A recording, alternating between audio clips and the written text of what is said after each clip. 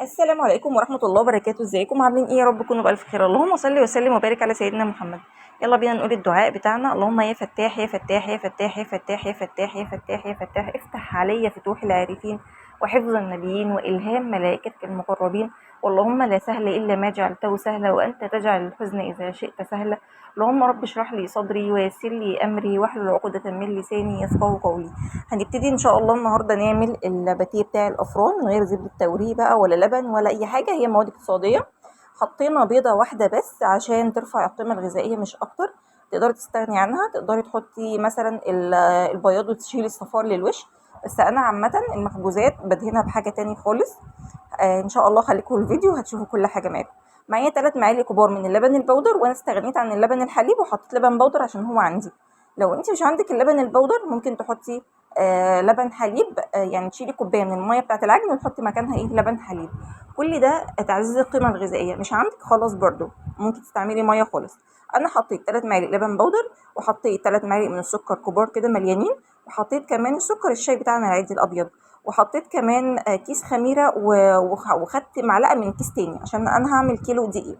ومعايا طبعا البيضه، ومعايا نص كوبايه زيت حوالي 100 مللي من الزيت، ومعايا طبعا كيلو دقيق نخلاه وحطيت عليه رشه ملح.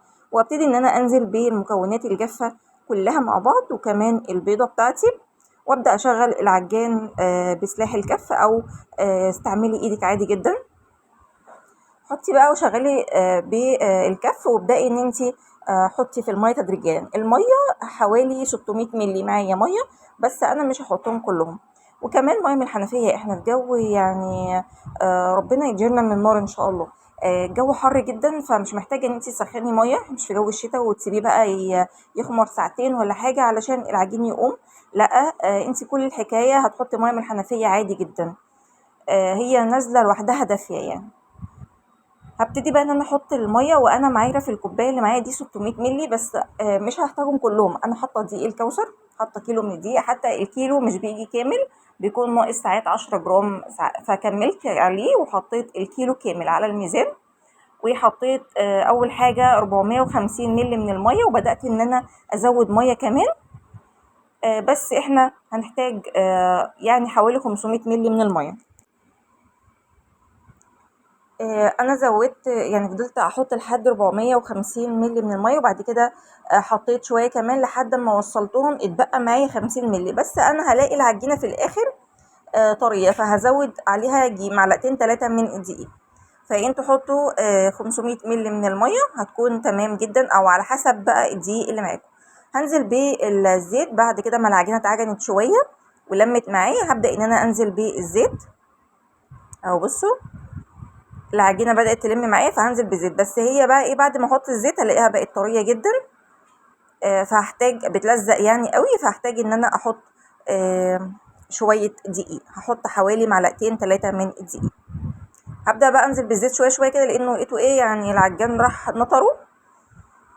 هنزل بيهم شويه شويه كده لحد ما اخلص الزيت اللي معايا. هو عباره عن 100 مللي من الزيت او نص كوبايه من المجات بتاعه الشاي.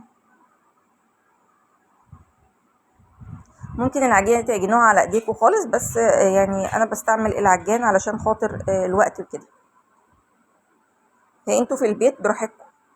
هبتدي بقى ان انا بصوا العجينه بتلزق معايا شويه، فهحط معلقتين من الدقيق، معلقتين بس، بتلزق في ايدي يعني جامد، فهحط معلقتين بس من الدقيق.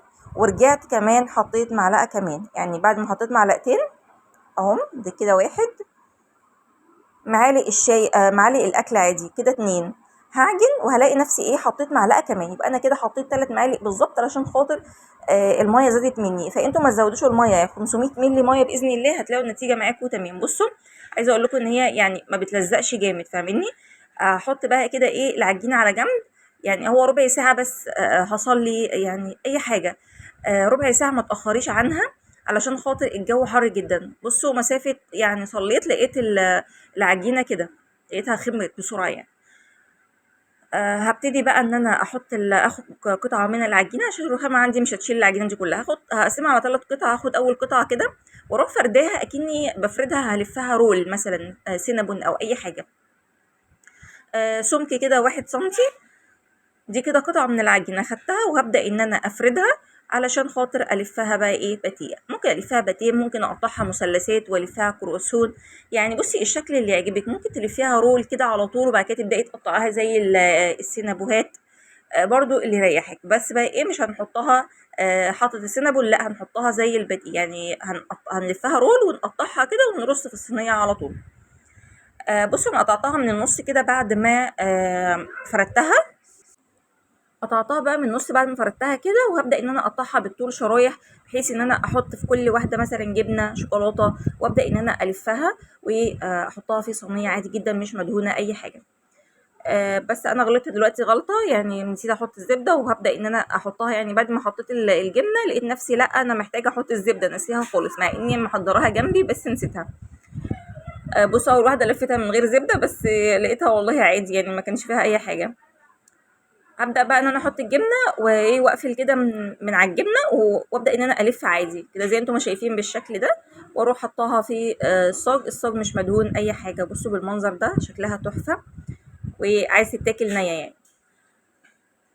هقفلها بس كويس كده من هنا واحطها على الجزء اللي انا اخلي الجزء اللي انا قفلته ده من تحت، وابدا ان انا ارصه في الصاج. بعد ما حطيتها نسيت ان انا ما حطيتش زبده، فابدا بقى ان انا احط زبده على الباقي وابدا ان انا الف. بصوا زي انتم ما شايفين كده، احط بقى امسحها بمسحه زبده عادي جدا زي ما بعمل السينابون. طبعا عملنا السينابون كتير، يعني السينابون ده عملته كتير وعملته على القناه وهتلاقوه موجود. هبدا بس ان انا يعني شوفوا هو الوصفه اقتصاديه خالص، ما فيهاش اي حاجه، ما خدتش مني اي مواد دهنيه يعني اوفر، ولا زبده توريق ولا اي حاجه. هو زيت في العجينه ومسحه بس بسيطه كده علشان خاطر بس تديكي توريقه حلوه بعد ما تستوي. هبدا بقى ان انا الف ده كله. وكمان عملت بالشوكولاته بس الكاميرا ما جابتهوش تقريبا. حطيت شوكولاته نوتيلا، يعني معلقه كده برضو زي ما حطيت الجبنه، احط معلقه نوتيلا كده عادي من البرطمان على طول، وابدا ان انا ارصه في الصينيه. بصوا هكمل بقى الكميه دي كلها على بعض، ولسه طبعا معايا عجين تاني. انا دول هعملهم كده بالجبنه، وبعد كده هبدا ان انا اعمل بالنوتيلا. زي انتم ما شايفين كده برص في الصاج بالطريقه دي من غير ما ادهن اي حاجه في الصاج، مش محتاج يدهن اي حاجه. خلصت الكميه كلها. المفروض ان هو كده خمر، بس حصل ظرف يعني وطولت شويه فخمر اكتر. بعد كده هجيب زي انتم شايفين كده هجيب نسكافيه، كيس نسكافيه. انا بحب ادهن المخبوزات قوي بنسكافيه اللي هو البلاك، واحط عليه شويه ميه عادي ادوبهم ومعلقه سكر على البارد، كله على البارد، وتدوبيهم وابداي كده ايه بالفرشه بتاعتك وادهني الوش بس بالراحه علشان التخمير ما ينزلش. وهبدا ان انا مثلا احط سمسم حبه البركه على اللي هو بالجبنه. طبعا كله اذا كان بالجبنه او بالشوكولاته دهنته من النسكافيه. بصوا بقى طالع اللون بتاعه تحفه جدا، انا بحبه بصراحه يعني عشان ما يبقاش فيه ريحه زفاره او كده. عايزين تعملوها بالبيض حطوا معلقه خل كده ايه مع البيض وانتوا بتدهنوا. طبعا نسيت اقول لكم ان انا في العجينه البيضه حطيت عليها خل، معلقه خل، بس نسيت اقول لكم الحته دي معلش. هبتدي بقى. بصوا بعد ما قطعته من جوه ده اللي بالشوكولاته، الشوكولاته سايحه فيه وجميله جدا وهو لسه سخن كده. كليه يعني اعملوا على قدكم بقى. يعني انا عامله كيلو دقيق، ممكن تعملوا نص وتبداوا ان تعشوا بيه او تفطروا بيه في وقتها كده. حاجه بصراحه من اللذاذه وهش جدا. ونبدا نفتح واحده بالجبنه دي اللي عليها سمسم، برضو هشه من جوه، والجبنه من جوه سايحه. جبنه براميلي سايحه من جوه، وكان بصراحه جميل جدا. لو عجبكم الفيديو متنسونيش في اللايك، والسلام عليكم ورحمه الله وبركاته.